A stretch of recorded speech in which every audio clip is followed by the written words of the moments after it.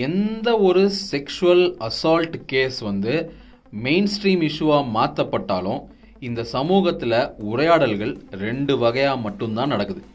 ஒன்று, ஒரு குரூப் அப்படியே கிளம்பி வந்து அந்த பொண்ணு ஏன் இங்கே போச்சு, அந்த பொண்ணு ஏன் இப்படி ட்ரெஸ் பண்ணுச்சு, அந்த பொண்ணு ஏன் நைட் நேரத்தில் வெளியில் போச்சு, அந்த பொண்ணு ஏன் பாய் ஃப்ரெண்டோட போச்சு, அந்த பொண்ணு ஏன் பப்புக்கு போச்சு, அந்த பொண்ணு ஏன் இப்படி இருந்துச்சு அப்படி இருந்துச்சுன்னு விக்டிமை ப்ளேம் பண்ண ஆரம்பிச்சிருவாங்க.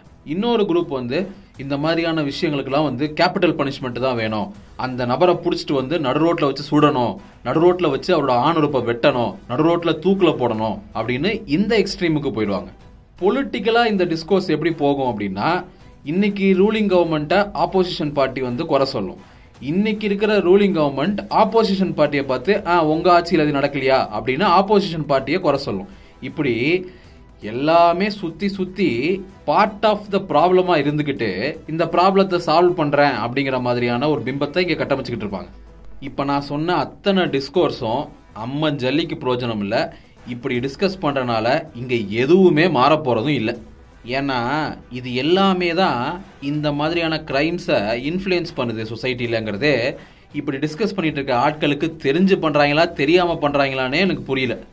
எந்த ஒரு செக்ஷுவல் எக்ஸ்ப்ளாய்டேஷன் அசால்ட்டுக்கும் பல சோஷியல் ஃபேக்டர்ஸ் வந்து இன்ஃப்ளூயன்ஸ் பண்ணுது. அதில் மிக முக்கியமான ஃபேக்டர் என்னன்னா செக்ஷுவலைசேஷன் ஆஃப் விமன் பாடி. அதாவது இந்த சொசைட்டி அது உருவாக்கி வச்சிருக்கிற இந்த கலாச்சாரம், இந்த சிவிலைசேஷன், அதனோட தொடர்ச்சியாக வந்திருக்கிற இந்த கேபிட்டலிஸ்டிக் மைண்ட் செட் என்ன பண்ணியிருக்கு அப்படின்னா பெண்களோட உடலை ஒரு செக்ஷுவல் ஆப்ஜெக்டாக மாற்றி வச்சிருக்கு, ஒரு கன்சியூமபிள் ப்ராடக்டாக பார்க்க வச்சிருக்கு. இப்படியான நுகர்வு கலாச்சாரத்தில் பெண்களோட உடலும் ஒரு நுகர்வு பொருளாக பார்க்கப்படுறது தான் இங்கே சமூக யதார்த்தமாக மாறி இருக்கு. அதோட வெளிப்பாடு தான் இந்த மாதிரியான sexual assaults and sexual violences and rapes. இதில் அந்த வயலன்ஸில் ஈடுபடுற நபர் இல்லை அந்த கிரைமை நிகழ்த்துற நபர் மட்டுமே குற்றவாளி கிடையாது. அந்த தனிப்பட்ட நபருங்கிறவங்க இந்த சொசைட்டியோட இந்த நுகர்வு கலாச்சாரத்தோட வெளிப்பாடு. ஸோ நம்ம வந்து வெறும் இந்த அவுட்கம்ஸை பற்றி மட்டும் பேசிக்கிட்டு அந்த அவுட்கம்ஸை எப்படி தடுக்கலாம், அவங்களுக்கு வந்து சட்ட ரீதியான தண்டனைகளை எப்படி வாங்கி கொடுக்கலாம், இல்லைனா எக்ஸ்ட்ரா ஜுடிஷியல் கில்லிங்ஸ் பண்ணலாமா, இல்லைனா வந்து கேபிட்டல் பனிஷ்மெண்ட்ஸை வந்து லீகலைஸ் பண்ணலாமா, இந்த மாதிரி அவுட்கம்ஸை பற்றி மட்டும் பேசிக்கிட்டே இருந்தோம்னா அந்த ப்ராப்ளத்தை சால்வ் பண்ணவே முடியாது. ஒரு பக்கம் இந்த கல்ச்சுரல் ஃபியூடல் மைண்ட் செட்டில் மக்களை உருவாக்கிக்கிட்டே இருப்போம், அடுத்த ஜென்ரேஷனை உருவாக்கிக்கிட்டே இருப்போம்.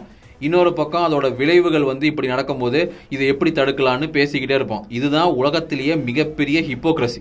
இப்போ கரண்ட் ட்ரெண்டில் இருக்கிற மாதிரி ஒரு எக்ஸாம்பிள் சொல்லணும்னா, போய் இன்ஸ்டாகிராமில் பல பேர் இந்த அண்ணா யூனிவர்சிட்டியில் நடந்த இந்த செக்ஷுவல் வயலன்ஸுக்கு எதிராக பொங்கி வீடியோக்கள் போஸ்ட்டுகள்லாம் போட்டிருப்பாங்க.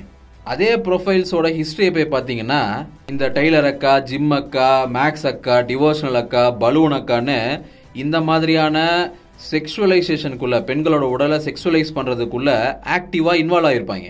அப்புறம் இந்த மாதிரியான சீரியஸான செக்ஷுவல் வயலன்ஸ் கேஸ் வந்து மெயின் ஸ்ட்ரீம் கேஸாக மாறினோடனே உடனே வந்து இவங்களெல்லாம் பிடிச்சி நடு ரோட்டில் வந்து வெட்டணும், இவங்களெல்லாம் பிடிச்சி நடு ரோட்டில் தூக்கில் போடணுன்னு இந்த எக்ஸ்ட்ரீமில் போய் பேசிக்கிட்டு இருப்பாங்க. இந்த சொசைட்டிக்கு இவங்களும் பார்ட் ஆஃப் த ப்ராப்ளம்னே தெரியாதா இல்லை தெரியாத மாதிரி நடிக்கிறாங்களானே புரிய மாட்டேங்குது.